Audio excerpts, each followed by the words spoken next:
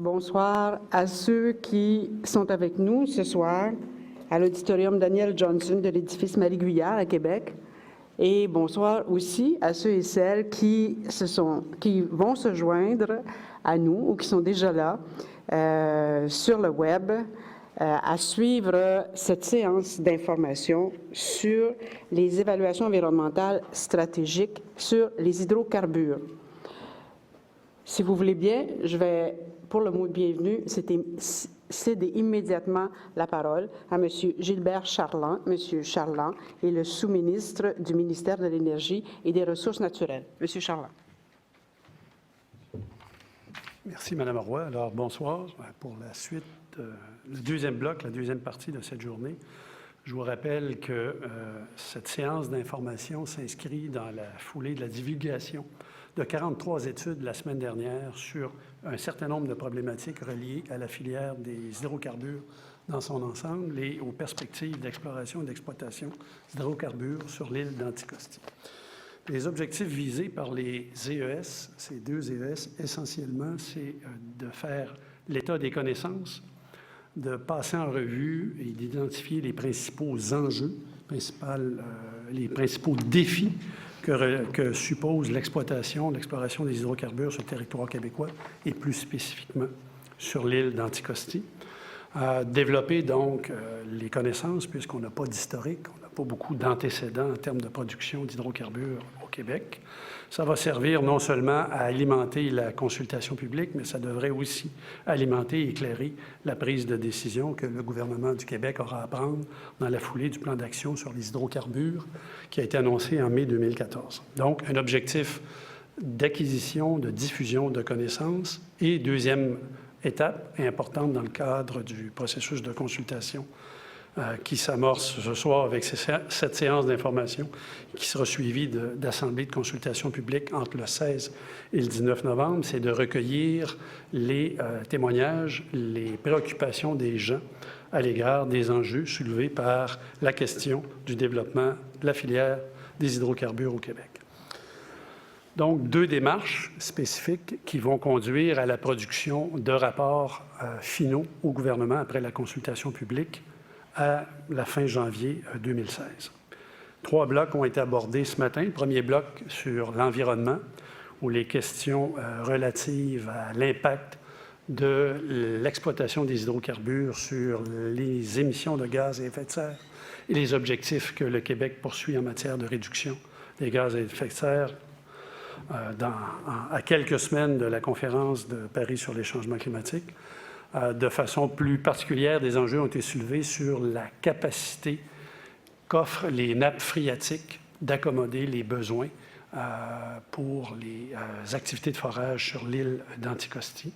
L'impact aussi du recours à davantage de camionnage, transport, activités liées, par exemple, aux génératrices qui utilisent du mazout ou du diesel sur l'émission de certains contaminants dans l'atmosphère et sur la qualité de l'air Anticosti. Deuxième bloc qui a été évoqué ce matin, ce sont les enjeux techniques, donc la réglementation, les meilleures pratiques dans l'industrie sur les technologies d'exploration et d'exploitation des hydrocarbures, gaz naturel et pétrole, par le biais de forage, y compris le recours à la technologie ou au procédé de fracturation.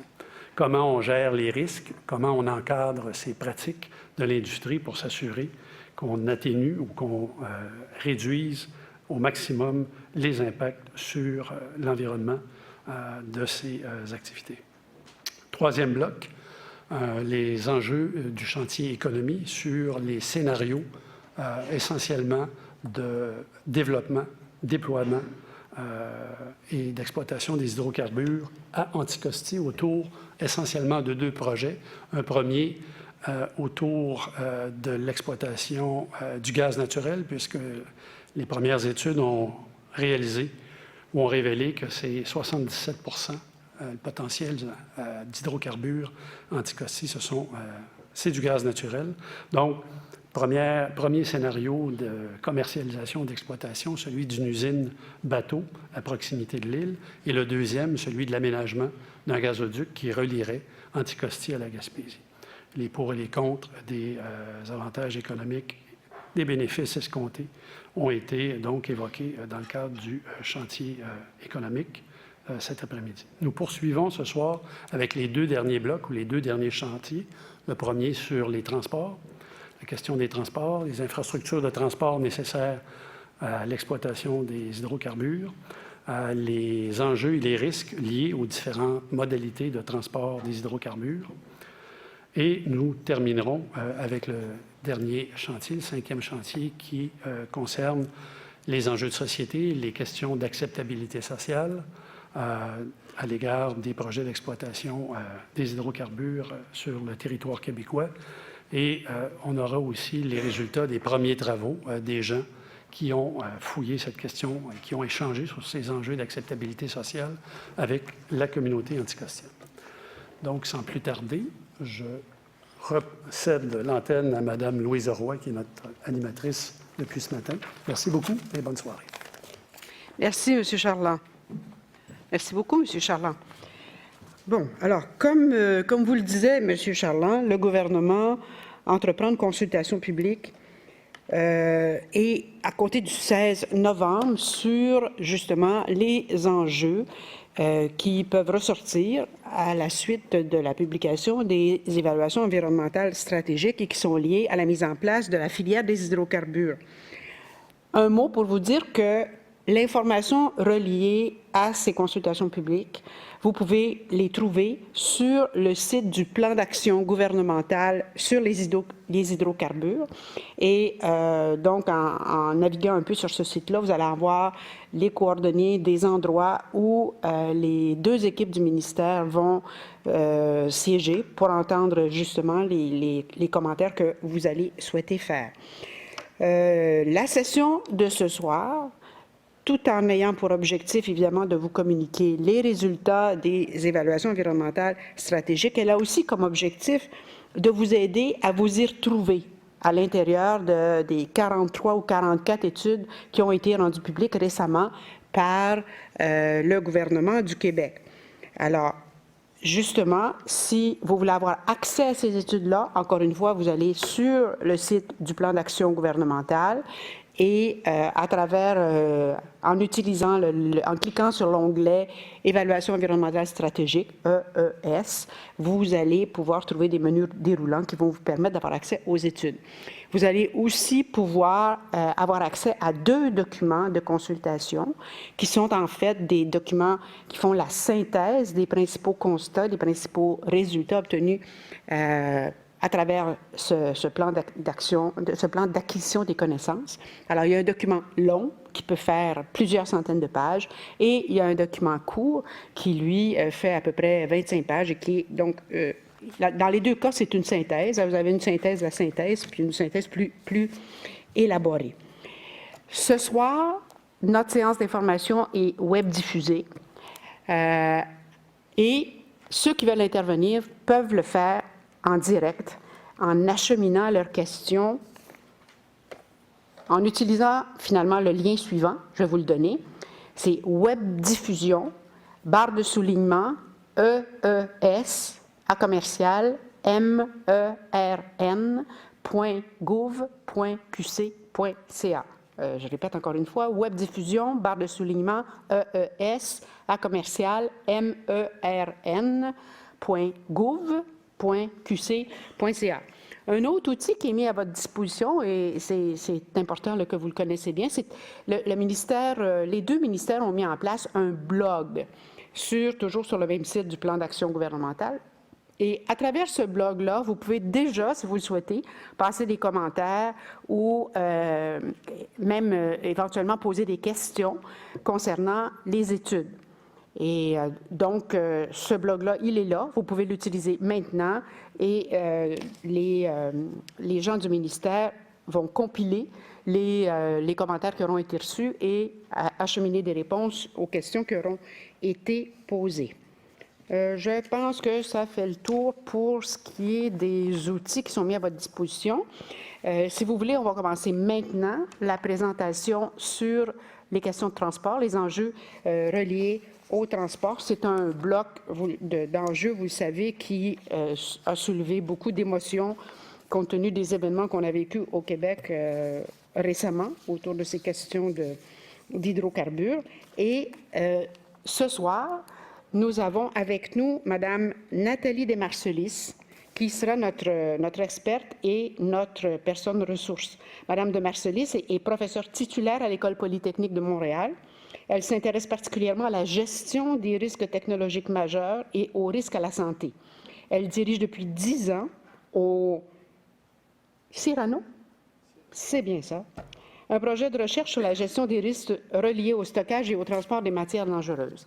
Avant de lui céder la parole, permettez-moi de vous dire que les personnes ressources qu'on va entendre ce soir sont des gens qui parfois sont les auteurs des études, parfois les ont commentées. Ils ont accepté de venir présenter le résultat des différents chantiers tel qu'il apparaît au terme des travaux des équipes, sans nécessairement y rajouter leur opinion personnelle. Alors, on va entendre maintenant Mme Desmarcelis. À vous, Mme Desmarcelis.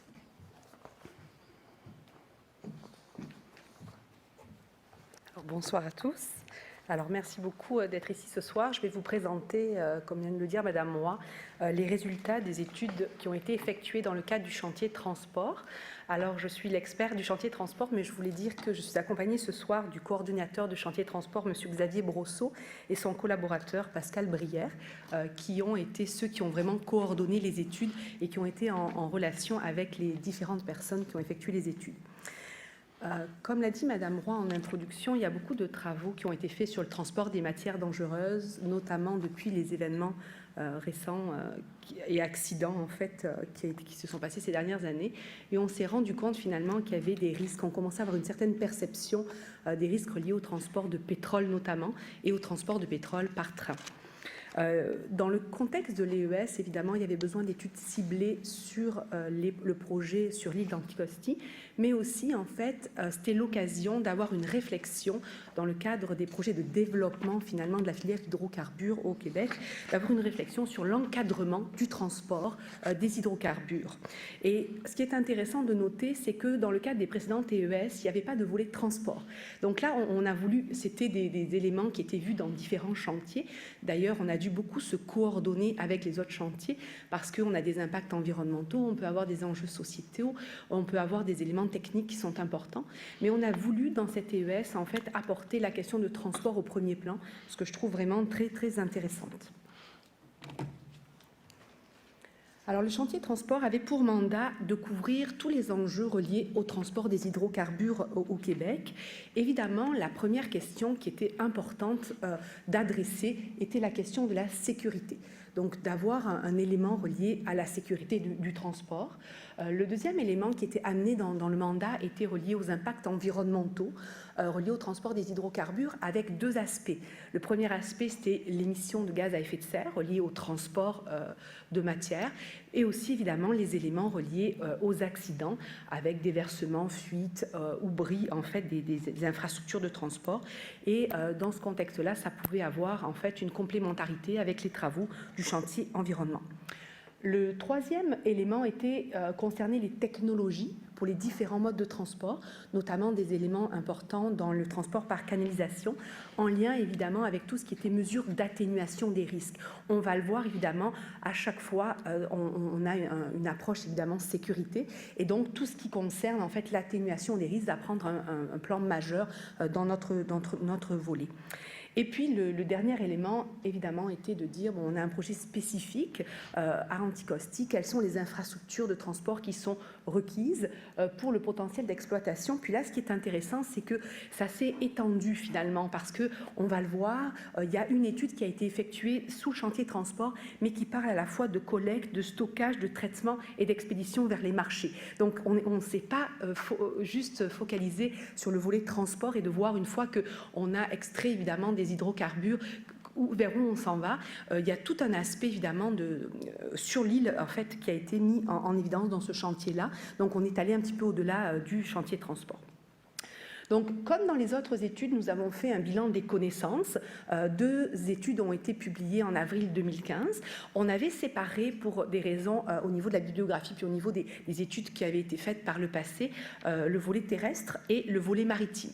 Dans le cadre du volet terrestre, donc en fait transport par route, transport par canalisation et le transport par train, des constats ont été apportés. Alors évidemment, la première question, puis on l'a vu notamment après Mégantic, quand on parle de transport de matières dangereuses ou de transport de pétrole, la première question qui nous vient, c'est quel est le moyen de transport le plus sécuritaire, quel est celui finalement qui nous permettrait d'avoir moins de risques.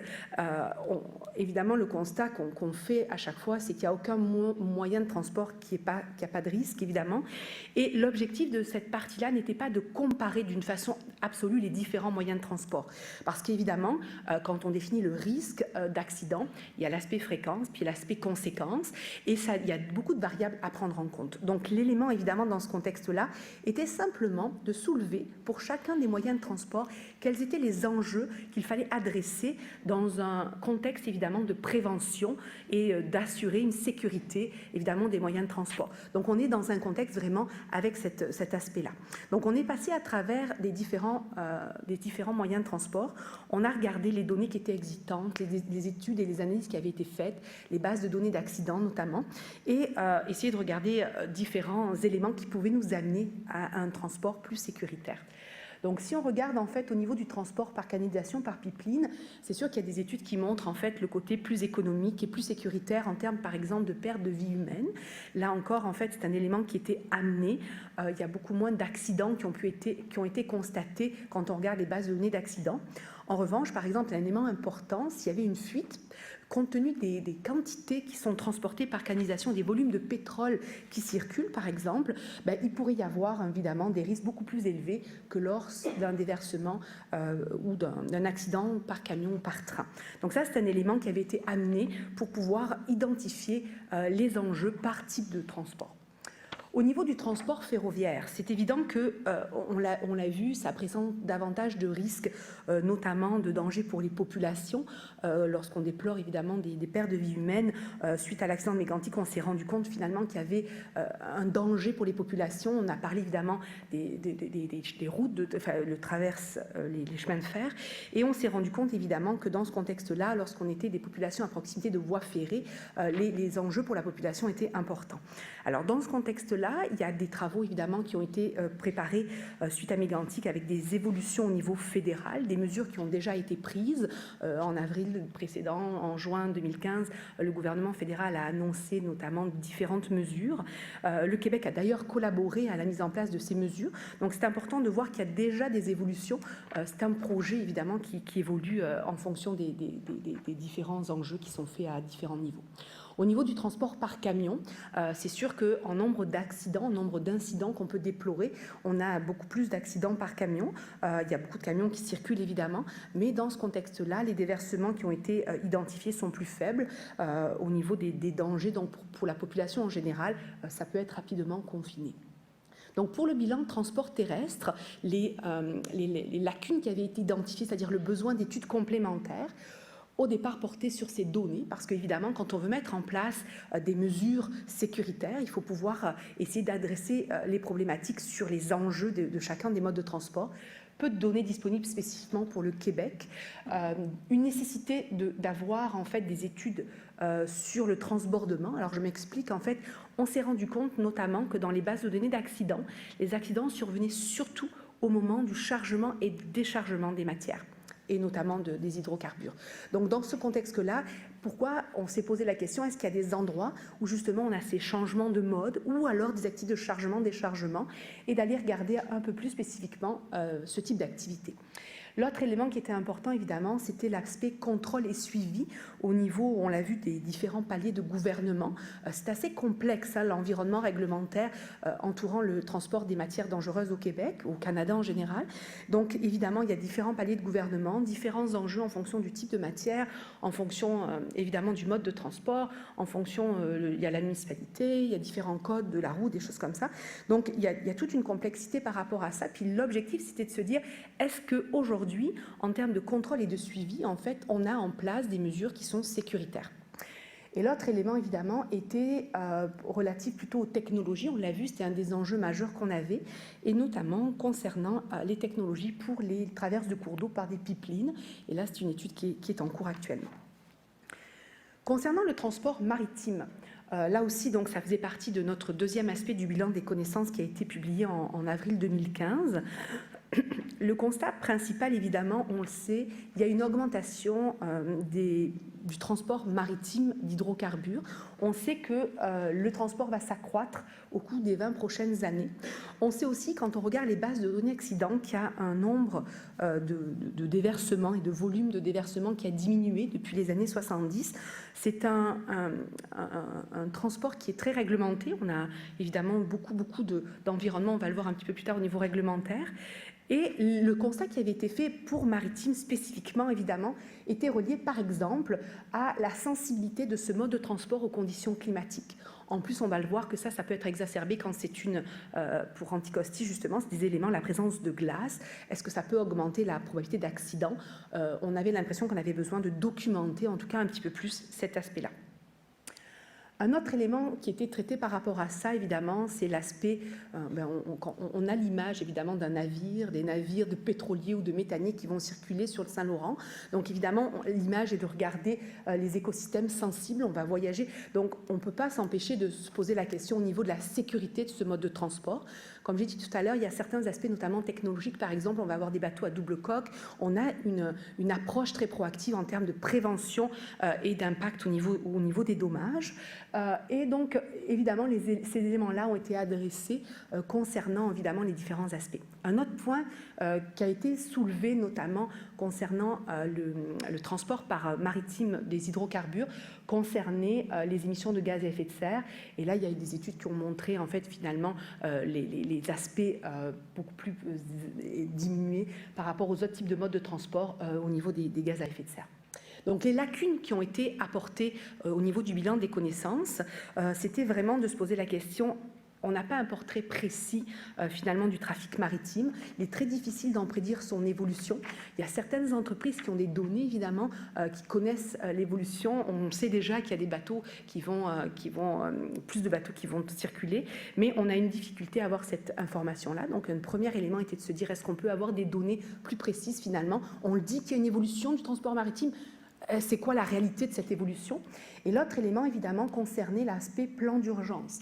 C'est sûr que très souvent, on le voit, il y a toute une série de mesures qui sont en place. La question qui nous posait, c'est les bateaux circulent tout le long du Saint-Laurent. Est-ce que finalement, et l'accident pourrait survenir à n'importe quel endroit, donc pas seulement dans les grandes villes ou au niveau des ports. Donc le questionnement était de se dire, est-ce qu'on pourrait regarder les plans d'urgence en place et juger du degré de préparation générale tout au long du fleuve? Donc ça, c'est un questionnement qui était amené. Et le troisième point, en fait, au niveau des connaissances, concernait évidemment la récupération d'hydrocarbures suite à un déversement hivernal. Plusieurs fois, on l'a dit. Là, on voit bien évidemment les liens avec le chantier environnement, puis les travaux en milieu marin. Qu'est-ce qui se passe si on a un déversement à ce niveau-là? Donc là, c'était le bilan des connaissances, vous voyez l'aspect maritime et l'aspect terrestre, où on a identifié les bilans. Puis là aussi, dans les éléments qui sont amenés, c'est dans une continuité des travaux qui sont déjà faits, une évolution d'un contexte où il y a des travaux au niveau fédéral et des mesures qui sont prises. Donc c'est très changeant et très complexe. Donc il faut suivre en même temps, évidemment, les mesures pour les différents experts qui ont été identifiés pour les chantiers et pour les différentes études. Ben, c'est pas évident parce que ça avance, hein, même au niveau fédéral, donc ça avance. Donc là, je vais commencer à vous présenter donc finalement les différentes études qui ont été commandées par rapport à cette étude-là. Il y a 3 types d'études finalement qui ont été commandées. Les 2 premières concernent vraiment Anticosti. Donc en fait, à la fois les besoins en infrastructure de transport, puis comme je vous l'ai dit, ça va même au-delà du transport. On va regarder aussi finalement l'aspect traitement des hydrocarbures sur l'île ou en dehors. L'aspect besoin en infrastructure routière, puis là encore c'est important de regarder, il va falloir regarder les routes, les chemins, ce qui existe déjà, ce qu'il va falloir soit améliorer, soit construire, et aussi l'aspect relié à Anticosti qui va être lié à, par exemple, au niveau des travailleurs, l'aéroport, le port. Donc en fait toute une question reliée aux infrastructures de transport, puis comme je vous disais, ça dépasse un tout petit peu même le chantier transport, mais infrastructures reliées à cette activité-là. Après, nous avons 3 études qui étaient prévues en fait, mais la deuxième étude, la GTRA 02, a été finalement annulé parce qu'on s'est rendu compte, une fois qu'on avait commencé à travailler avec les experts qui avaient été mandatés pour faire les études, qu'en fait, ils allaient déjà traiter de ces questions-là de façon inhérente dans les 2 autres études. Donc, en fait, finalement, on a les enjeux propres au transport intermodal. Donc, on a demandé, en fait, à avoir une étude, un portrait, justement, de ces plateformes intermodales, c'est-à-dire où se trouvent les concentrations au niveau des sites fixes, au niveau des transbordements. Après, la question des examens des risques associés au transfert de cours d'eau par des pipelines, ça c'est une étude qui est préliminaire et qui est en train d'être faite. Et puis après, on a 2 autres études en fait qui sont dans le chantier transversal parce que ce sont des études qui font appel évidemment à différents chantiers. Notamment, ce sont les examens des mesures de prévention, préparation et intervention. Et là, encore une fois, c'est très important parce qu'évidemment, même si dans l'intervention, dans la prévention, on est dans le transport, vraiment. Dès qu'on commence à parler, évidemment, d'intervention comme mesure d'urgence, on a la sécurité publique, l'environnement, donc différents aspects qui pourraient jouer par rapport à ça au niveau du milieu terrestre et du milieu marin. Pour vous faire le point sur les études qui ont été publiées à date, donc la première étude, en fait, qui a été faite par WSP est disponible sur le site. La deuxième étude, en fait, sur les infrastructures routières qui est effectuée par le ministère des Transports du Québec va être remise dans les prochains jours. On a eu déjà des résultats préliminaires sur ce qu'ils proposent au niveau des scénarios, mais donc ça devait être disponible rapidement. On a eu une étude, la 3e étude concernant le transport intermodal. On nous a remis un rapport préliminaire où on a déjà identifié les enjeux et des cartes, en fait, avec certains positionnements de ces plateformes-là. L'étude numéro 5, donc l'examen des traverses de cours d'eau par des pipelines, est en cours d'examen. Donc ça, c'est quelque chose qu'on aura un petit peu plus tard. On peut imaginer la complexité, évidemment, de l'expertise nécessaire pour faire cette étude-là, qui explique évidemment le temps requis pour la faire. Au niveau de l'étude sur la prévention-préparation en cas d'accident majeur au niveau du milieu terrestre, là aussi on a eu les premières études préliminaires, elles devraient être disponibles un petit peu plus tard. Puis là c'est important parce qu'évidemment là aussi on a des enjeux au niveau du Québec qui font qu'on a des nouveaux éléments qui ont dû être rajoutés. Et concernant le milieu marin, ça c'est une étude qui a été mise disponible aussi sur la liste des études. Donc vous avez certaines études, on a des rapports préliminaires de toutes les études, donc on a mis dans cette présentation certains éléments qui nous ont déjà été communiqués par les chercheurs, mais toutes les études ne sont malheureusement pour l'instant pas encore disponibles. Donc je vais commencer en fait avec la première étude qui nous a été remise et qui est disponible sur le site, qui est la firme WSP qui a réalisé l'étude sur les scénarios de transport des hydrocarbures sur Anticosti. L'objectif, en fait, le mandat qui avait été donné à la firme WSP était d'essayer d'identifier en fait des projets similaires qui auraient été effectués dans le monde, ailleurs dans le monde, pour pouvoir déjà identifier un peu la faisabilité de ce qu'on a envisagé sur l'île d'Anticosti. Après, on a 4 éléments qui leur avaient été demandés, évidemment, c'est de dire est-ce qu'il y a des contraintes spécifiques à Anticosti, des contraintes environnementales et des contraintes reliées aux composantes du milieu. Évidemment, pour pouvoir amener un scénario de développement d'infrastructures, il était important qu'on connaisse évidemment les marchés potentiels, vers où on veut amener ces hydrocarbures-là. Donc ça, c'est en lien évidemment avec le chantier économique. La présentation du scénario développement, comme on vous l'a montré cet après-midi, on verra de quelles études sont parties WSP. La composition pétrole et gaz, parce que là, il faut faire évidemment des hypothèses sur cette composition-là. Donc là, c'est en lien avec le chantier et le projet type, chantier technique, pour pouvoir avoir une meilleure idée de la façon dont on va traiter évidemment ces hydrocarbures-là. Et donc, à partir de ces hypothèses qui ont été faites et de la faisabilité qui a été étudiée, ils nous ont proposé un certain nombre de scénarios. Il y en a 2 qui ont été repris par le chantier économie, mais ici, évidemment, on va vous en présenter l'ensemble des scénarios qui ont été proposés par WSP. Donc là, vous ne pouvez pas lire finalement les différents éléments, vous pouvez le trouver. Ce qui est important, c'est qu'il y a 6 projets similaires dans le monde qui ont été présentés. Ce qu'on regarde évidemment, c'est des projets similaires dans le sens où milieu nordique, milieu insulaire, avec des conditions assez similaires à celles de l'île d'Anticosti. On a 2 projets qui ont été proposés au Canada, qui ont été effectués au Canada, donc pas très loin de nous, du coup on peut regarder aussi ces éléments-là. Et ça permet évidemment d'aller chercher les similitudes, la description, puis aussi les enjeux. Donc c'est important de dire que finalement, il y a une certaine faisabilité technique, il y a des projets similaires qui existent dans des conditions assez proches évidemment d'Anticosti. Et aussi, on fait appel évidemment à des technologies, des infrastructures qui sont adaptées aux conditions du milieu. Donc ça permet d'aller regarder qu'est-ce qu'ils font et comment ils font, et de pouvoir évidemment après faire des hypothèses sur les scénarios qu'on a envisagés. Au niveau des marchés potentiels, là il y a des études qui ont été reprises par rapport à des hypothèses qui avaient été faites dans les autres chantiers, mais aussi en fait par rapport à leur connaissance du projet. Et donc ce qui est important évidemment, parce que si on veut définir des infrastructures, le pétrole liquide serait acheminé par navire vers des raffineries continentales situées sur le bassin de l'Atlantique, soit vers l'Europe, le Saint-Laurent et l'international. Au niveau du gaz naturel, pourrait être acheminé sur le marché continental nord-américain par pipeline, ou alors sur le marché international par méthanier, sous forme de gaz naturel liquéfié. Puis après, il y a d'autres sous-produits qui ont été regardés, donc qui sont allés très en détail évidemment dans les scénarios. Et on a fait évidemment un certain constat, comme on l'a fait pour l'ensemble des autres chantiers, c'est qu'il y a quand même une incertitude sur les marchés potentiels des hydrocarbures. Et donc dans ce contexte-là, il est difficile de prévoir évidemment la destination. Donc ces hypothèses étaient importantes. Donc il y a 4 scénarios qui ont été déterminés. Concernant le pétrole liquide et les liquides de gaz naturel, dans les 2 cas, on considérait qu'ils seraient extraits à l'usine de fractionnement et expédiés par navire. Donc il y a un premier fractionnement de base qui va être fait sur l'île et après ce serait expédié par navire. Et pour tous les scénarios, on a élaboré finalement que le mode de gestion du gaz naturel, ce serait la différence qu'il y aurait vraiment entre les scénarios. Évidemment, quelque chose d'important, c'est le réseau de collecte sur l'île, donc le réseau de canalisation qui serait sur l'île d'Anticosti pour acheminer justement les hydrocarbures.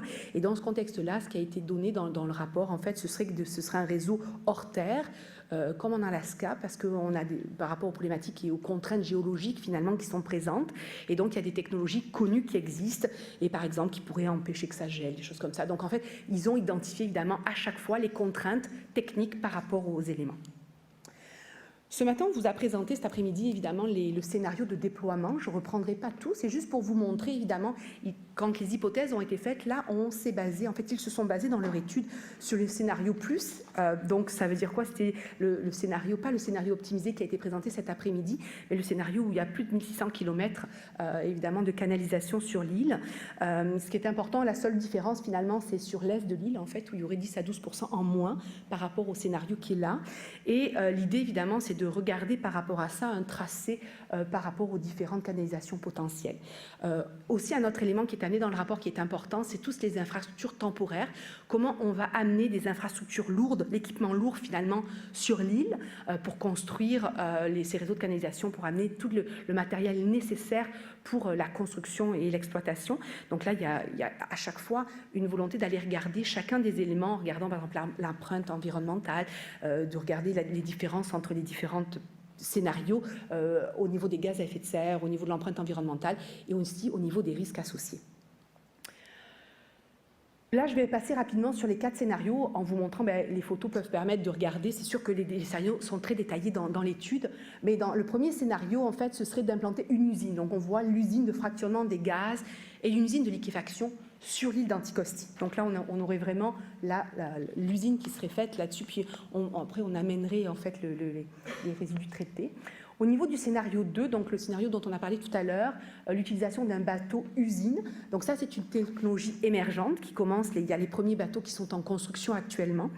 C'est sûr qu'il y a moins d'empreintes terrestres parce que ce n'est pas sur l'île. Alors là, évidemment, des questions se soulèvent au niveau des enjeux à évaluer par rapport à utiliser cette technologie émergente et aussi les risques qui pourraient être associés par rapport à ces éléments-là. Au niveau du 3e scénario qui a été envisagé, en fait, ce serait d'avoir une usine de fractionnement des gaz sur le continent. Donc, on amènerait évidemment, on séparerait évidemment, la séparation de base serait faite sur l'île, mais ce ne serait pas traité sur l'île, ce serait envoyé directement sur le continent. Donc là, ce scénario a 2 sous-scénarios, la côte nord et la Gaspésie, avec un raccordement par pipeline sous-marin. Donc, en fait, on commence à avoir une bonne idée des infrastructures requises qui seraient nécessaires. Et le 4e scénario, celui dont on a parlé aussi tout à l'heure dans le chantier économie, serait l'implantation d'une usine sur l'île d'Anticosti et un raccordement par gazoduc vers le sud, vers la Gaspésie. Donc on a 4 scénarios avec différents éléments, différentes hypothèses qui ont été différenciés en fonction évidemment de capacités possibles techniques. Et donc quand on regarde les coûts, donc il y a une étude qui a été faite, ce qui est important de retenir de cette étude-là, c'est que quand ils ont évalué les coûts des différents scénarios, donc on en a 5 finalement, puisque le 3 est séparé comme en 2, et quand on regarde en fait, ils prennent en compte à la fois, c'est pour ça que je vous disais, ça dépasse évidemment juste le volet transport en tant que tel, puisqu'on parle des plateformes, on parle des collectes, entreposage, livraison, le fractionnement, liquéfaction, les services, énergie, autres infrastructures, je vous parlais de l'aéroport, du logement des travailleurs et tout l'aspect relié à ça, et le pipeline sous-marin est sur le continent. Donc on voit, ils ont fait une évaluation en utilisant les autres études qui existaient, c'est des ordres de grandeur, mais ce qu'on peut retenir en fait d'une façon générale, c'est que finalement, au niveau des ordres de grandeur en dollars canadiens, ça oscille entre 12 et 17 milliards de dollars canadiens. Donc en fait, finalement, quand on regarde ces éléments-là, ce qui est important de se dire, c'est que ça va vraiment dépendre des opportunités de marché, des choix qui sont faits, parce qu'il n'y a pas un scénario qui revient spécifiquement. Il y a surtout, évidemment, une étude de faisabilité de chacun des scénarios qui va devoir être effectuée. C'est-à-dire que pour faire le choix par rapport au scénario qui devrait être retenu, il va falloir évidemment mettre en évidence aussi les risques associés, l'impact environnemental par rapport au scénario choisi et d'aller regarder. Donc, il y aura un besoin d'études complémentaires. Mais dans le cadre de l'EES, ce qui était important, c'était d'avoir au moins une idée de la faisabilité technique considérant les contraintes environnementales de l'île d'Anticosti.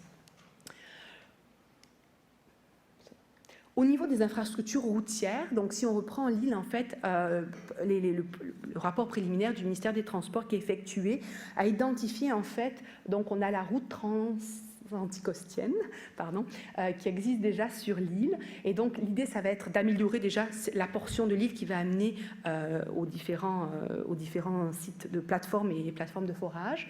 Et donc, il y a une nouvelle route qui devra vraisemblablement être construite pour relier le sud de l'île à cette route-là. Il y a différents tracés qui ont été proposés à cet effet. Et donc, c'est les résultats qu'on attend actuellement dans les prochaines semaines. Il y a aussi, en fait, un chemin d'accès de type chemin forestier qui va devoir être construit. Ce qu'on nous dit aussi, c'est qu'il y a déjà eu de l'exploration forestière sur l'île. Donc, il y a certains chemins forestiers qui sont déjà là. Donc, de regarder par rapport à ces éléments-là. Et un élément, en fait, qui a été soulevé plusieurs fois, puis qui vont être adressés dans ce rapport-là, c'est le mode de financement qui n'a pas été encore déterminé de ces infrastructures-là nécessaires. Une des questions, évidemment, serait de se dire, est-ce que ce sont les promoteurs privés qui vont avoir accès aux plateformes, en fait, comme c'est des accès privilégiés pour ces plateformes-là, qui pourraient assumer les coûts de ces infrastructures. Puis on pourrait aller même plus loin, on pourrait parler évidemment de l'entretien, le déneigement ou les aspects reliés qui seraient à déterminer s'il y avait des trous pendant l'été ou des choses comme ça. Donc tout un aspect, et ça, cette étude-là va nous être envoyée dans les prochaines semaines. Donc, là, je vous ai parlé spécifiquement, évidemment, des études qui ont été proposées ou des résultats préliminaires sur l'île d'Anticosti.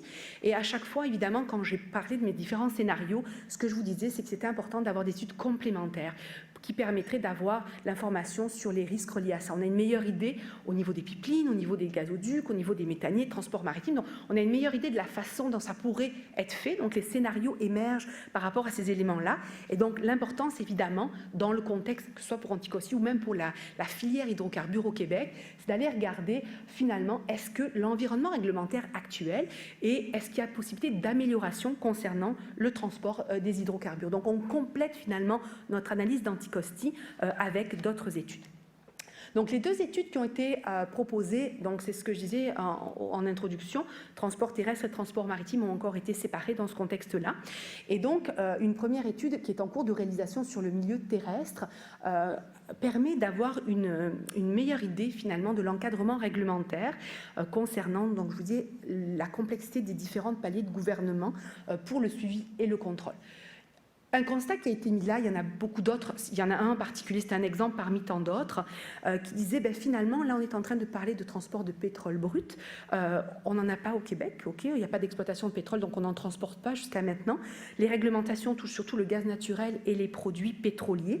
Donc le questionnement, évidemment, va être de regarder le cadre législatif et réglementaire concernant le transport de pétrole brut par pipeline.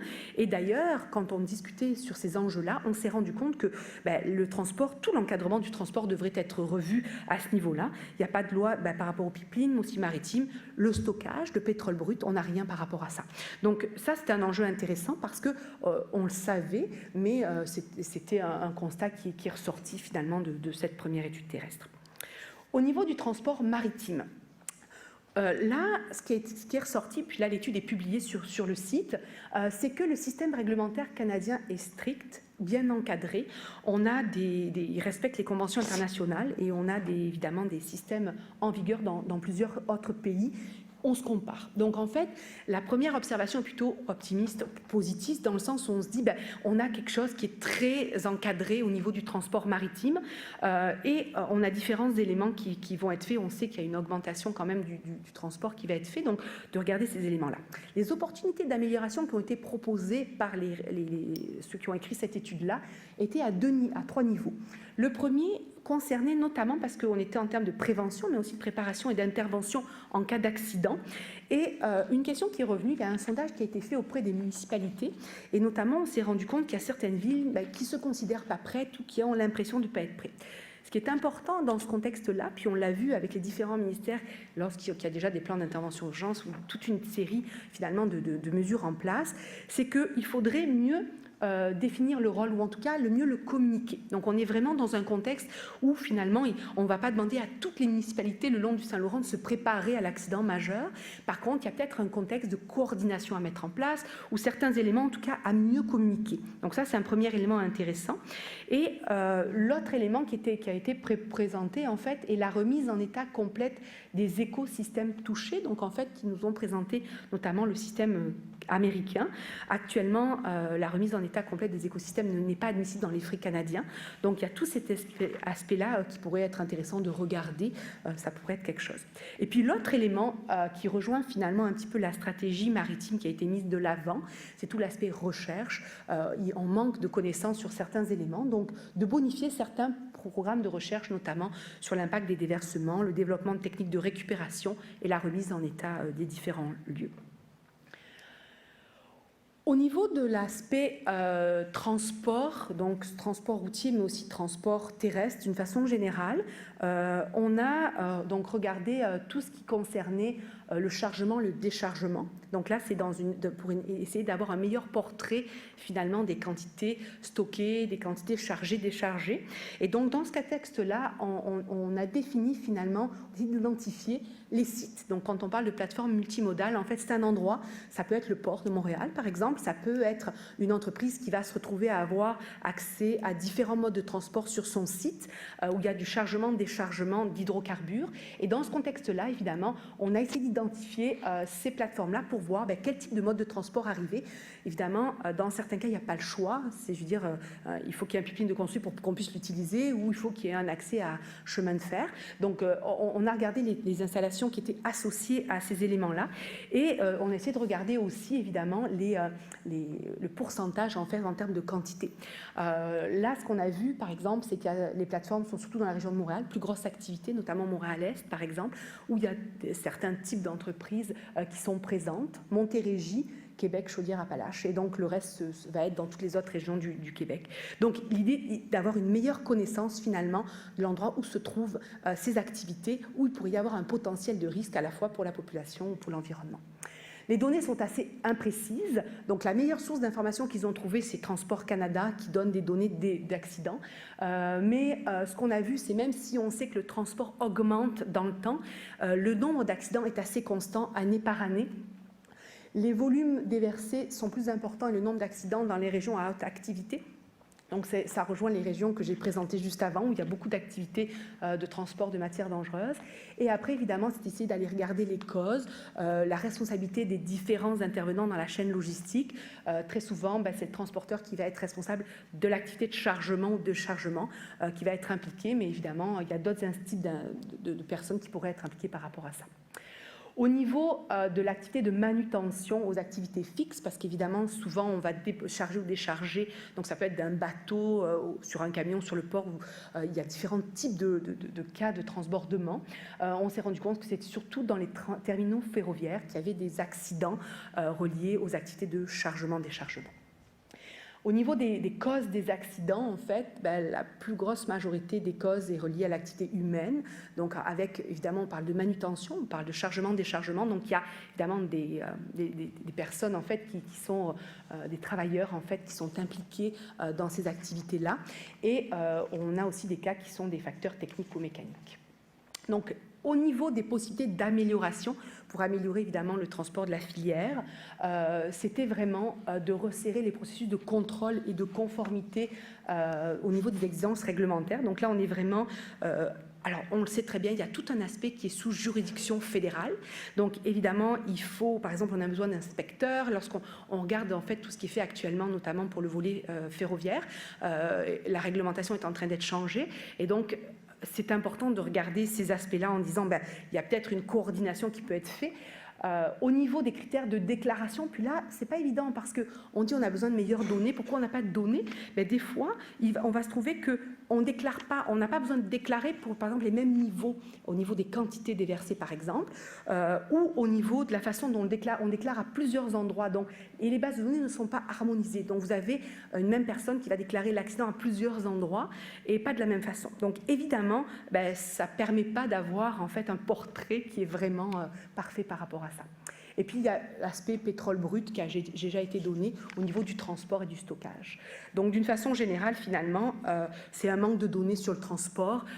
On essaie de l'améliorer. Donc là, ce qui est proposé, évidemment, c'est comment on peut améliorer les connaissances pour pouvoir prendre des mesures sécuritaires au niveau de la prévention, de l'intervention et au niveau de l'intervention au niveau des accidents. Donc l'aspect prévention est très important, l'aspect protection est très important, et c'est sûr que l'objectif, ce sera d'améliorer la sécurité de la filière transport des hydrocarbures au Québec. Merci. Donc ça, ce sont les sources en fait qui sont disponibles actuellement. Les 2 études qui ont été développées dans le bilan des connaissances, l'évaluation, le rapport de WSP, le rapport préliminaire qui nous a été remis au niveau des activités intermodales et le transport maritime et l'aspect prévention, préparation et intervention. Donc pour conclure, je voulais dire que c'est très important cette démarche parce que, comme j'ai dit en introduction, l'EES a vraiment voulu avoir un chantier transport, une grosse volonté de coordonner avec toutes les équipes, donc c'était vraiment pas évident parce qu'évidemment on est toujours, quand on parle de déversement ou d'accident durant un transport, on a d'autres activités qui vont intervenir, mais c'était vraiment important d'avoir une bonne connaissance en fait de l'ensemble de ces éléments-là. Merci. Merci, Madame de Mercedes. Alors, vous voulez bien rester avec nous? Je vais m'installer là. Peut-être juste une première question avant de donner la parole aux gens qui déjà se sont approchés du métro. En termes de portée de l'étude sur les transports, vous dites à un moment donné en introduction là, que... alors voilà... Mandat de couvrir tous les enjeux techniques, environnementaux, économiques et sociaux du transport. Alors, prenons l'exemple des enjeux environnementaux et des enjeux sociaux. Vous les abordez sous quel angle? Ou qu'est-ce qu'on peut attendre comme résultat de votre chantier? C'est sûr que quand on a fait les évaluations, ou quand on regarde... Plus proche. Oh, allez-y. Quand on regarde notamment les risques d'accident, oui. Il y a un élément relié au environnemental, c'est-à-dire qu'il y aura un déversement, s'il y a une fuite sur un pipeline, il va y avoir un impact environnemental. Donc l'idée était, quand on regarde, on ne peut pas regarder uniquement le transport, on va aller regarder ces éléments-là. Tout à l'heure, je parlais, quand on a des chemins de fer ou un train qui passe près d'une municipalité, je veux dire, il y a des enjeux reliés à la population. Alors, choix. Donc, le bruit, par exemple, et tout Exactement. Ça, vous allez arriver avec des conclusions ou des résultats des études? Ces éléments-là sont pris en compte. C'est-à-dire que le transport est un ensemble où ces éléments-là sont pris en compte. Pris en compte, est-ce que ça veut dire que vous allez en parler ou si vous allez les tenir en compte quand vous allez conclure sur, par exemple, le mode le moins comment je dirais ça, celui qui a le moins d'impact? Les 2 sont pris en compte, c'est-à-dire quand on en parle et on va l'évaluer, on le prend en compte dans l'évaluation. D'accord, OK. Alors, Madame, vous voulez bien, je vous avoue que je vous vois mal, vous voulez bien me rappeler votre nom? Marie-Hélène Parent, citoyenne. Alors, je me pose la question... Un petit peu plus fort, Madame Parent. Je me pose la question si vous avez évalué compagnies qui seraient qualifiées pour le nettoyage dans les questions de déversement ou catastrophes environnementales dues au transport? En fait, on a identifié les moyens, ou en tout cas les besoins qu'on aurait par rapport à ça. On n'a pas identifié des compagnies en particulier, mais je sais qu'on a regardé en tout cas ce que ça prendrait au niveau des mesures pour récupérer notamment les hydrocarbures. Donc, ça fait partie, évidemment, quand on identifie les impacts et qu'on parle de déversement ou qu'on parle d'impacts environnementaux, on relie évidemment les autres chantiers. Et à ce moment-là, quand on dit il faudrait remettre même l'écosystème dans son état naturel ou l'état initial, on a regardé certains éléments. Donc, vous avez identifié aussi les étapes nécessaires à la remise à l'état neuf des sites?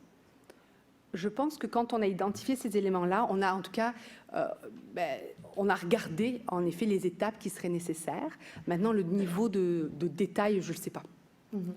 Est-ce que vous avez identifié aussi dans les écoles actuelles au Québec de la formation professionnelle pour les municipalités, les bénévoles qui pourraient venir aider, comme dans le cas du déversement de Sept-Îles en 2013, où un manque flagrant de personnel a été démontré? Noté. Alors, c'est un point qui a été identifié, en tout cas, dans nos différentes, même de consultations qu'on a fait au mois de janvier, où on a parlé justement de ces aspects-là, au niveau de la formation des travailleurs, mais aussi en cas de déversement. Donc, c'est des éléments qui ont été mis en évidence depuis le début des études, en fait. Ce besoin de formation, ce besoin de compétences techniques à différents niveaux de l'évaluation.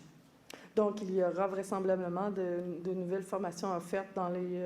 Ça pourrait faire partie, en tout cas, des recommandations, puisqu'on identifie évidemment ces aspects-là dans nos études, oui. Au niveau civil aussi, chez les pompiers, etc. Exactement, parce que quand on parle de mesures d'urgence, c'est pour ça que les deux chantiers transversaux parlent d'intervention, puis évidemment, c'est relié avec la sécurité publique, les pompiers, les mesures d'urgence. Donc, cet aspect-là est aussi pris en compte. Actuellement, il y a des entrevues qui sont faites sur le terrain, justement, auprès des différents services d'urgence pour voir la formation et puis les connaissances au niveau des différents types de modes de transport et différents types d'hydrocarbures.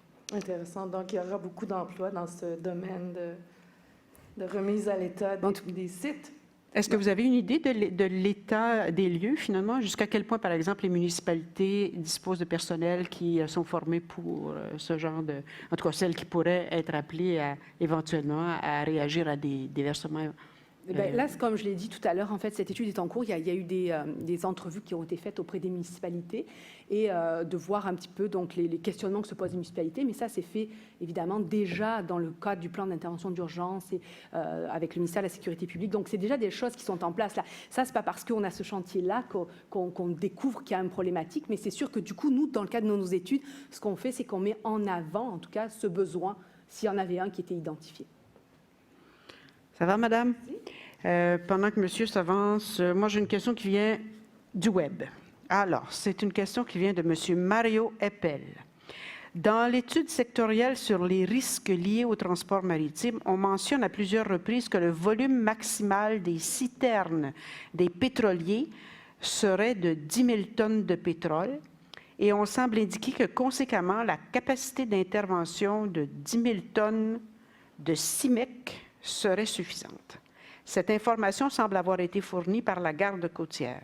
Or, selon la règle 14 de la Convention internationale MARPOL sur la construction des pétroliers, le volume maximal de chaque citerne pourrait plutôt atteindre plus de 30 000 à 40 000 tonnes, selon qu'il s'agisse de citernes latérales ou centrales. Et même davantage si des citernes à ballast sont présentes. En conséquence, la question est, est-ce que la valeur véhiculée dans cette étude de 10 000 tonnes pour ces citernes est réellement bonne, considérant que les Suez-Max, remontant le fleuve, ont une capacité totale de transport de 150 000 tonnes? Cela est important puisque cela permet de statuer sur notre capacité réelle d'intervention en cas d'accident maritime. Alors ça, c'est une bonne question. Je pense que je peux demander à mon collègue Xavier, en fait, pour voir si dans l'étude transport maritime qui nous a été donnée, je sais qu'il y a plusieurs hypothèses qui ont été faites. Là, je ne sais pas si tu peux compléter par rapport à cet élément-là en particulier. Je pense que c'est une question quand même assez pointue. Un petit peu plus fort, monsieur. étant une question assez pointue, je pense que vous allez nous laisser la liberté de peut-être prendre le temps de bien répondre à cette question-là, de faire certaines vérifications. D'accord. Donc, vous allez vérifier et... Ça, parce qu'il y a quand même, il y a toute une série de points très importants. On ne voudrait pas répondre. D'accord. Et vous allez donc revenir avec une réponse que vous allez mettre sur le blog du... Oui, vous voulez rajouter quelque chose? Allez-y. Peut-être juste pour rajouter un peu d'informations sur le 10 000 tonnes. Le 10 000 tonnes, ce qu'on nous a expliqué, c'est que ce serait une valeur qui serait reconnue internationalement dans ce genre d'intervention et qui serait le volume de... je n'ai peut-être pas les bons termes techniques, mais dans un navire, il y a une cale dans laquelle on entrepose des hydrocarbures et qui sont séparés par des caissons ou des... je ne sais pas c'est quoi le bon terme. Mais, hein? Compartiments. Les compartiments. Et apparemment que dans ce genre d'application, les compartiments dans les navires ont des capacités de 10 000 tonnes. 10 000 tonnes. Donc, le 10 000 vient de là. Mais à ce moment-là, est-ce qu'il y a des navires, dans votre question, je ne sais pas si on comprenait qu'il y a des compartiments qui ont plus que 10 000. Je ne sais pas si c'était ça qui était... Oh, ça, on ne parlait pas de compartiment, là, on parlait de... Attendez un petit peu, de... Capacité totale, j'ai l'impression. Le volume maximal de chaque citerne pourrait plutôt atteindre plus de 30 000 à 40 000 tonnes, selon qu'il s'agisse de citernes latérales ou centrales, et même davantage. Et on dit que les Suezmax qui remontent le fleuve ont une capacité totale de transport de 150 000 tonnes. C'est ça. Donc, je pense que la logique se tient, c'est qu'un compartiment d'un navire a 10 000 tonnes, et normalement, s'il y a une coque de navire qui est endommagée, on pense qu'il y a un compartiment qui va se déverser, donc une capacité de 10 000 tonnes.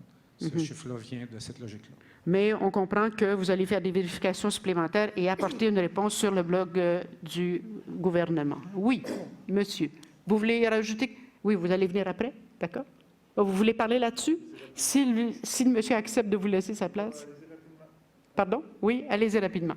Oui, c'est une problématique sur laquelle on s'est penché à la Coalition Saint-Laurent. C'est en vertu de la Convention MARPOL, la Convention internationale sur la pollution en milieu maritime, à laquelle le Canada a adhéré. Et selon cette convention-là, il y a un article qui dit qu'on peut avoir des citernes à l'intérieur, ce que vous appelez, je ne sais pas le terme que vous avez utilisé, certaines qui peuvent être des caissons qui peuvent être de jusqu'à 30 000 et 40 000 tonnes, selon l'article, je ne me souviens plus le nom de l'article, de la Convention MARPOL. Donc, la personne se demandait...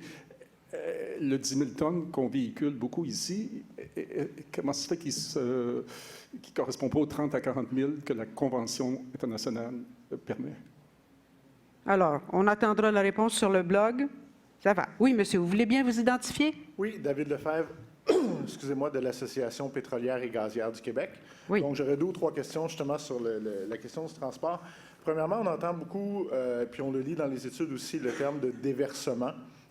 Qu'est-ce qu'on entend par quantité, par ordre de grandeur par rapport à ça? Parce qu'il y a une différence entre un moteur de chaloupe qui coule et l'Exxon Valdez. Donc, quand vous parlez de déversement, vous le définissez comment? Vous le définissez comment? Est-ce que vous le définissez selon une quantité de litres par mètre cube d'eau, par exemple, ou par une échelle de 1 à 5 de sévérité ou de, par exemple? C'est en termes de quantité. En fait, quand les études, dans ce que j'ai vu là, pour les études qui ont été proposées, souvent le déversement va être lié à ce qu'on doit déclarer. Donc, à partir d'une certaine quantité, on va devoir déclarer comme un déversement, par exemple, à urgence environnementale. Donc, ça pourrait être important de regarder. Donc, c'est vraiment en termes de quantité. OK. Donc, ça, Puis, on a une idée des ordres de grandeur? Non? Ben, La quantité, c'est quoi? Ça dépend de la régulation. C'est ça, exactement. Ça va dépendre des réglementations, puis ça va dépendre des différents modes de transport, puis des types de produits. Bon, d'accord. Tout ça. OK. Non, C'est variable. Ça, c'est assez bien connu C'est variable. au niveau de l'élément, mais c'est en termes de quantité. D'accord. Allez, monsieur. Maintenant, ma deuxième question qui va nécessiter un préambule rapide de quelques paragraphes. Au niveau, bon, là, on parle maintenant du Québec dans l'optique de faire de l'exploration et de la production locale d'hydrocarbures, donc locale au sens de géographiquement le faire au Québec. Sur le plan du transport, peu importe le mode de transport, que ce soit ferroviaire, maritime, par oléoduc ou dans le cas du gaz naturel liquéfié, par exemple, par camion, est-ce qu'il y a une différence fondamentale au transport de cette matière-là sur le Québec, au Québec, que ce soit gaz et pétrole, qu'elle soit produite localement ou importée de l'extérieur? Est-ce qu'il y a quelque chose dans les études qui démontre une différence fondamentale, par exemple, entre un navire qui viendrait de l'Algérie, passer le fleuve Saint-Laurent, arriver aux raffineries, ou un navire qui ferait le chemin inverse? Ben, c'est sûr qu'il y a des éléments qui peuvent être mis en évidence. Je pense que c'est vous qui avez fait cette remarque ce matin, notamment en termes d'émissions de gaz à effet de serre, ou tout ce qui est relié, par exemple, aux fuites sur les puits, si on achète du pétrole lourd, différence. Donc, c'est certain qu'il y a des éléments à prendre en compte. Dans le cadre des études qui ont été conduites actuellement, ce n'est pas ressorti, en fait, comme un élément permettant de différencier, ou en tout cas de faire le choix d'une production locale versus acheter à l'extérieur. Mais c'est des éléments, évidemment, qui sont importants. Et peut-être une question qui est un peu un corollaire de celle-là. Bon, on sait qu'en ce moment, il y a des navires qui naviguent sur le fleuve, qui ont des hydrocarbures et tout ça. Est-ce que, selon vous, il serait nécessaire d'avoir des mesures différentes dans la mesure où il y aurait une production locale, que ce soit sur l'île d'Anticosti ou ailleurs? Est-ce qu'il y aurait un besoin d'avoir des mesures sécuritaires différentes s'il y avait une production locale du trafic, qu'il soit maritime dans le cas de mon exemple, mais aussi ferroviaire ou par oléoduc par rapport à ce qui se fait actuellement? Est-ce que ce serait un volume à ce point différent qu'il faudrait d'autres mesures? Juste voir par rapport à ça. On n'a pas identifié de différence par rapport à l'augmentation de volume. Ce qu'on a regardé actuellement, c'est d'une façon générale, est-ce que c'est déjà sécuritaire? Est-ce que la façon dont c'est réglementé ou le type d'équipement en place, le type d'équipement utilisé? Donc, c'est sûr que s'il y a une augmentation des quantités transportées, par exemple, on n'a pas vu, en tout cas pour l'instant, d'impact par rapport à l'effet de la quantité. C'est sûr que ce qu'on veut, c'est l'amélioration de la sécurité de la filière en général. Je vous remercie beaucoup. Merci. Est-ce que j'ai d'autres questions? Oui. Oh, c'est des questions qui arrivent sur le web. Pendant que vous venez me porter la feuille, Madame de Marcelis, à un moment donné, vous dites que les difficultés que poserait la récupération d'hydrocarbures suite à un déversement hivernal ont été maintes fois évoquées. Pouvez-vous nous donner une idée de ces difficultés-là? C'est certain que lorsqu'on a un déversement dans un contexte, je sais pas, de glace ou de neige, c'est sûr qu'on le sait, en tout cas, mais peut-être que je pourrais parler avec que mes collègues d'environnement pourraient intervenir, mais c'est évident que ce qui nous a été dit à chaque fois, la question qui est revenue plusieurs fois quand on a fait le bilan des connaissances, c'est OK, le pétrole, ou en tout cas qui est déversé, est pris dans la glace, comment on fait pour finalement l'enlever? Donc c'est un élément qui était... Comme je vous dis tout à l'heure, quand on parle d'un déversement au niveau du fleuve ou des glaces, c'est quelque chose qu'on a identifié comme étant une problématique. D'accord. Alors, autre question, toujours de M. Eppel. En matière de risque maritime, est-ce que des ministères provinciaux sont déjà impliqués activement dans la préparation du plan d'intervention localisé du fleuve entre Montréal et l'île d'Anticosti?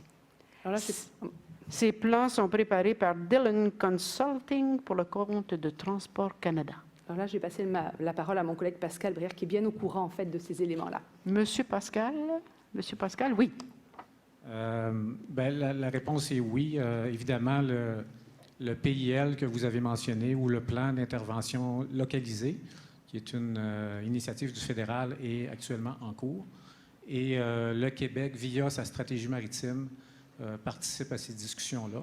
Mm-hmm. Évidemment, ici, on parle de définition de nouveaux plans d'urgence localisés qui sont en fait, le début est un projet pilote qui se fait au Québec, qui va se faire au Québec. Et oui, on participe aux discussions pour voir comment, au niveau de la province, parce qu'évidemment, il y a beaucoup de réglementations fédérales dans ces trucs-là, et comment la province de Québec peut participer et activement à ce genre de projet. D'accord, merci beaucoup.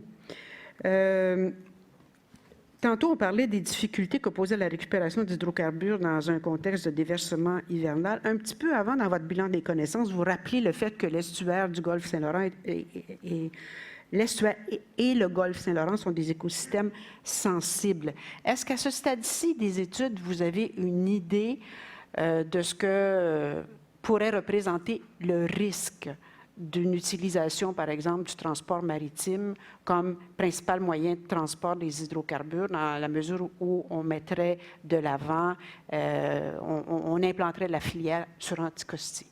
Avez-vous une idée de ce que ça pourrait vouloir représenter comme risque, dans la mesure où on a affaire à des écosystèmes sensibles?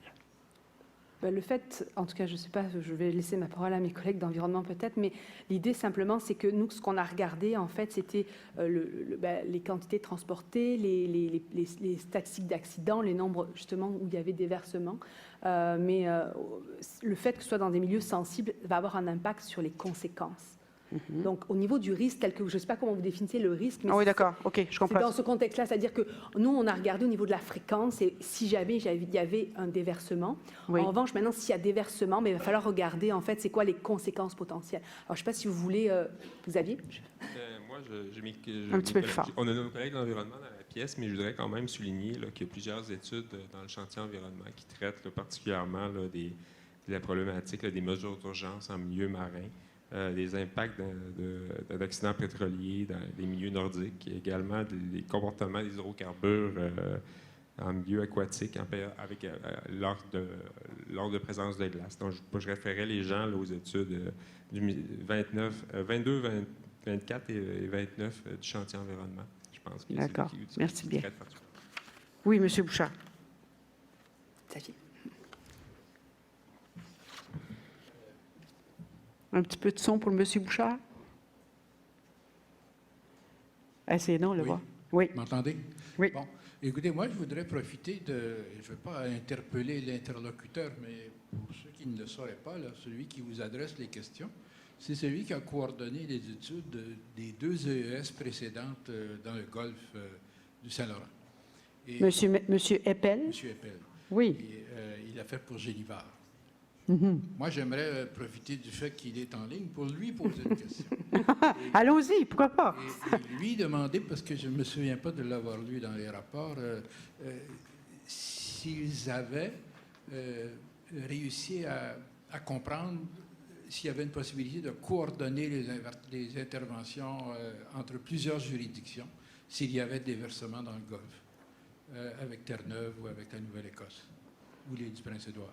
Plutôt les provinces, au fond, que, par exemple, les municipalités, les ministères et...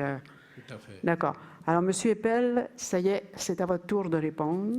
Est-ce que, dans le cadre de votre étude, vous avez étudié, vous avez regardé la possibilité de faire la coordination des interventions pour, justement, réagir à des déversements? Et on parle d'une coordination des interventions qui pourraient venir de différentes provinces impliquées dans le Golfe, hein? C'est le Golfe. D'accord. Bonne question. Faut-il s'en remettre au fédéral au cas où vous n'ayez pas entendu M. Bouchard? Ça va? La question est complète. D'accord. En attendant, pour voir si M. Eppel va répondre, Mme de Marcelis, quand vous dites qu'on est encore une fois en milieu nordique ou en milieu insulaire, vous dites qu'il existe à l'échelle mondiale plusieurs projets pétroliers gaziers exploités en milieu nordique ou en milieu insulaire. Ils ont fait appel à des technologies et à des infrastructures adaptées aux conditions du milieu. Ça peut vouloir dire quoi de spécial quand on parle d'infrastructures adaptées aux conditions du milieu? Qu'est-ce qu'elles ont de spécial dans la mesure où on est en milieu nordique? Il y a milieu nordique et milieu insulaire. Donc, il y a ces deux conditions particulières. Donc, évidemment, quand on est milieu insulaire, on va parler de pipeline, on va parler de bateaux et tout ça. Au niveau de l'aspect nordique, c'est le froid, c'est les conditions qui sont extrêmes. Et donc, on va avoir des bateaux qui vont être là. Quel est le nom de ces bateaux-là, Xavier? Des navires. Non, mais les bateaux pour la glace et tout ça, là, en tout cas, ce que vous avez identifié. Donc, il y a vraiment des technologies qui ont été développées pour aller dans le cas de froid extrême, notamment, qui existent et qui sont utilisées. Le rapport de WSP, excusez-moi, on va fait référence à plusieurs études, comme particulièrement le développement pétrolifère, un développement des GNL qui se fait à Yamal, en Russie, qui se fait dans des conditions nordiques extrêmes, qui a des méthaniers brise-glace, donc qui sont particulièrement... Les brise-glace, c'est ça. Donc, c'est ça, c'est des conditions encore beaucoup plus critiques que ce qu'on pourrait retrouver dans le golfe du Saint-Laurent. L'étude de l'USP fait également référence à le développement de GNL sur l'île de Barrow, en Australie, qui s'est fait dans un écosystème très sensible. Donc, il y a eu des mesures extrêmes qui ont été prises pour protéger l'écosystème. Ce projet-là a reçu des prix de l'ONU pour la protection de l'environnement. Il y a le projet de l'île de Sable dans le golfe du Saint-Laurent, qui est très proche de chez nous, où il y a des pipelines sous-marins. Donc, ce que l'USP voulait faire ressortir, c'est qu'il y a plusieurs projets similaires dans le monde, des conditions différentes ici dans l'Anticosti, mais qu'il y a beaucoup de parallèles qui pourraient être soit les conditions nordiques, soit la protection de l'environnement, soit des conditions insulaires. Et ça ne réduit pas trop le nombre de compagnies capables éventuellement de faire ce transport maritime des hydrocarbures, dans la mesure où vous souhaiteriez, pour des raisons liées à une intervention au milieu nordique, faire en sorte que le transport soit sécuritaire. Est-ce qu'on se retrouve dans un contexte où il n'y aura que quelques compagnies capables de faire ça? Je pense que c'est des grands joueurs dans le monde du pétrole, mais ce que ces parallèles-là nous permettent d'identifier, c'est qu'il y a des technologies qui existent, un savoir-faire qui existe. D'accord. OK. Bon, moi, j'avais une autre petite question avant que Madame Parent revienne. Dans les scénarios d'infrastructure, vous avez parlé tout à l'heure d'un réseau de collecte qui est situé en amont sur l'île d'Anticosti pour acheminer les hydrocarbures aux infrastructures.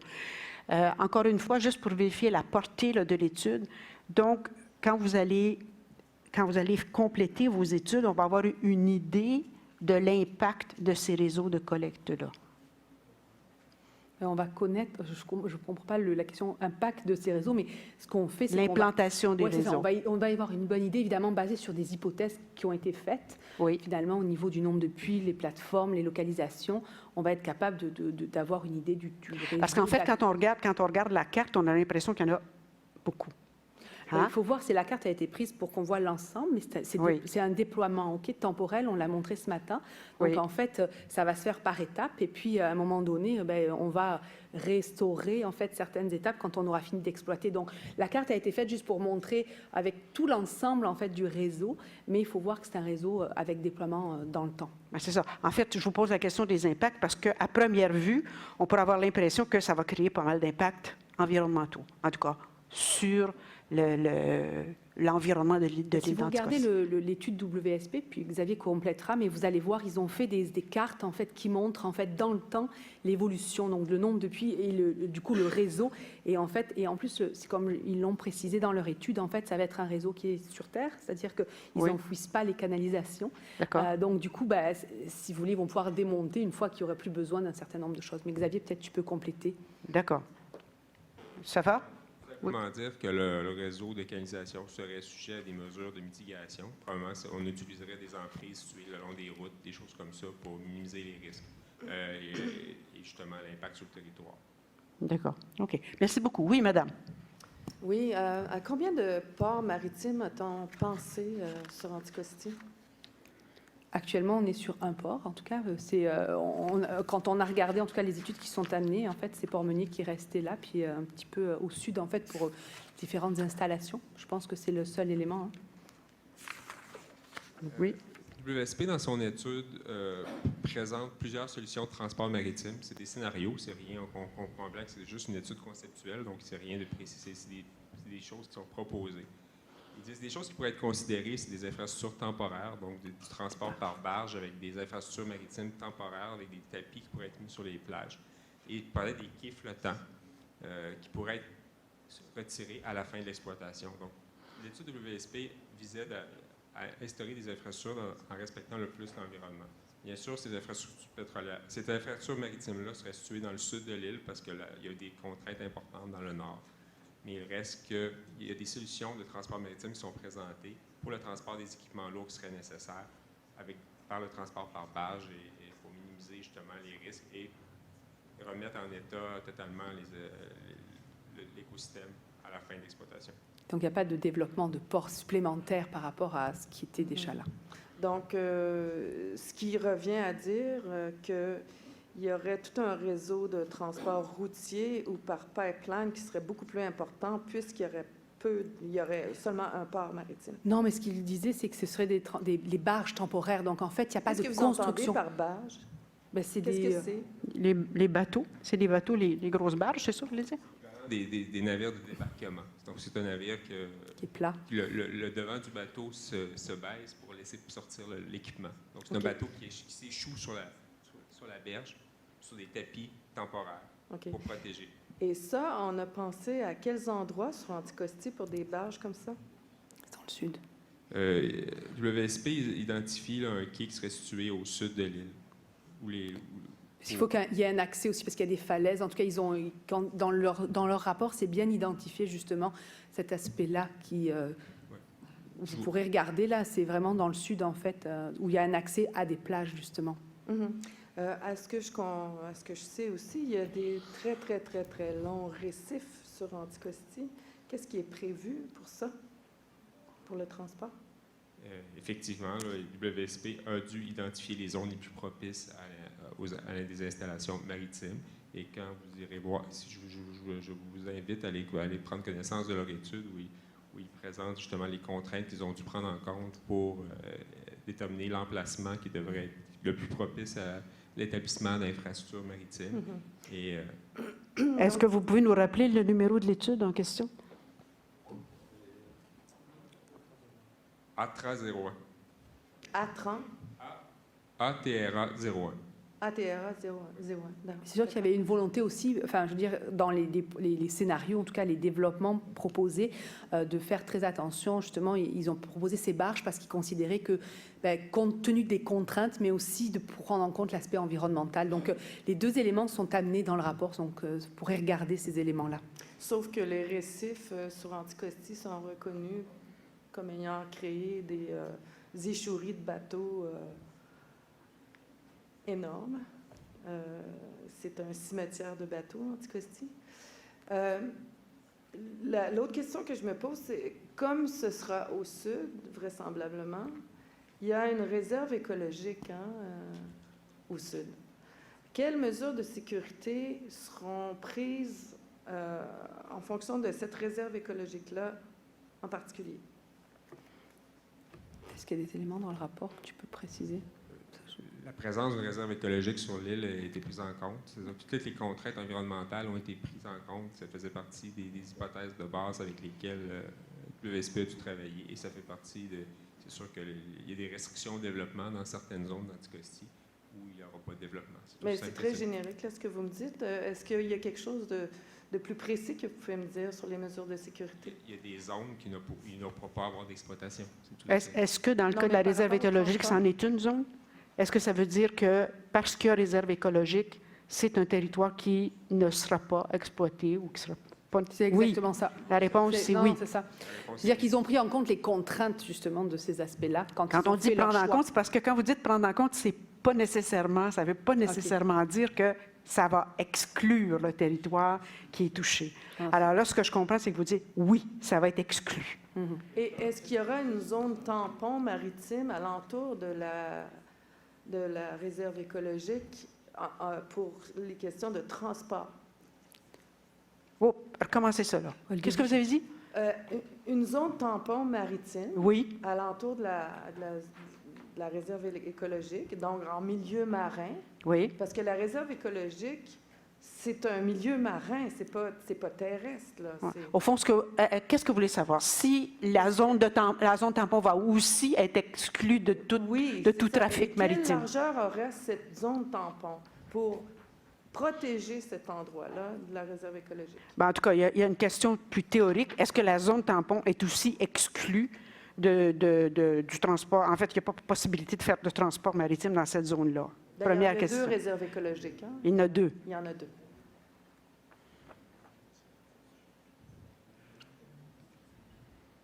Est-ce qu'on a une réponse ou si Mme Parent va attendre une réponse sur le blog? Une réponse sur le blog? On va regarder ce qui a été fait. D'accord. Alors, vous allez recevoir une réponse sur le blog, Mme Parent. Merci. Ça va? Alors, ce n'est pas la réponse de M. Appel. Malheureusement pour vous, M. Bouchard. Alors, une question de M. André Picoutélécan. Voilà. Alors, qui porte sur la quiétude face au transport des matières dangereuses. Je suis de Pessamite, communauté Innu sur la Côte-Nord. Je chasse et je pêche sur Anticosti. Je suis un opposant à la fracturation de l'île Anticosti pour explorer et exploiter le pétrole et les gaz de schiste. Si le projet se fait, puis-je avoir la garantie que le transport des énergies polluantes ne provoqueront pas des désagréments tels que le transport des camions la nuit ou pire, des déversements? Alors voilà, c'est parce qu'il y a d'autres éléments, là, mais je pense que je suis mieux d'attendre la réponse que vous allez donner à la première question avant de poser les autres. Alors, c'est certain. Avoir la garantie que le transport des énergies polluantes ne provoqueront pas des désagréments tels que le transport des camions la nuit ou pire, des déversements. Alors, au fond, comment... Il y a 2 éléments là-dedans. Ouais, quand on parlait tantôt d'enjeux sociaux, toutes ces questions de nuisances qui pourraient subvenir, le monsieur est de Pessamit, et puis il dit, ben moi je chasse et je pêche, et puis j'ai très peur que ça vienne créer des nuisances, toute cette question d'implantation de la filière. Qu'est-ce qui me permettrait... Alors, d'abord, pouvez-vous me donner la garantie que je ne serai pas incommodée par le transport des camions la nuit? Ben ça, c'est des choses qui sont prises en compte dans d'autres chantiers, je pense, où on a parlé des nuisances associées à la fois à l'exploitation. Dans le chantier environnement, notamment, on a parlé du bruit. C'est des éléments qui ont été montrés. Concernant les déversements, c'est sûr que, comme on l'a dit tout à l'heure, en fait, le risque zéro n'existe pas. En revanche, ce qu'on est en train d'essayer de faire ici, c'est de s'assurer de diminuer, d'avoir un encadrement qui augmente la sécurité du transport. Donc, c'est sûr on s'assure de donner cet environnement-là et s'il y a des changements réglementaires à y faire, de les proposer pour que ça réduise la probabilité, en fait, qu'il y ait un déversement. OK. Donc, votre réponse, elle vient par le biais de la mise en place d'une réglementation. Ou de mesures qui pourraient être mises en place, comme on l'a dit tout à l'heure, des mesures de mitigation, des mesures de prévention qui réduiraient considérablement le risque associé au déversement. On ne peut pas donner de garantie étanche là-dessus. C'est un peu ça. En termes de risque, on aimerait, là, mais je veux dire, le risque zéro n'existe pas. N'existe pas. D'accord. Et là, j'ai une question qui pourrait peut-être s'adresser aux gens du chantier sur les enjeux sociaux. Alors, j'ai presque envie de la retenir, à moins que je puisse avoir une réponse rapide. Finalement, puis-je savoir si nos droits ancestraux d'utiliser le territoire dans la quiétude seront respectés? Est-ce qu'on est mieux d'attendre? Oui, OK. On va attendre. Alors, monsieur de Pessamit, ne nous quittez pas tout de suite. Après la présentation de Mme de Marcellis, on va prendre une pause, mais on revient avec les gens qui ont travaillé sur les enjeux sociaux, dont toute la question de l'intégration ou de la participation des communautés autochtones. Est-ce que j'ai d'autres questions? Sinon, on va s'arrêter et on va prendre une pause. Merci infiniment, Mme de Marcellis.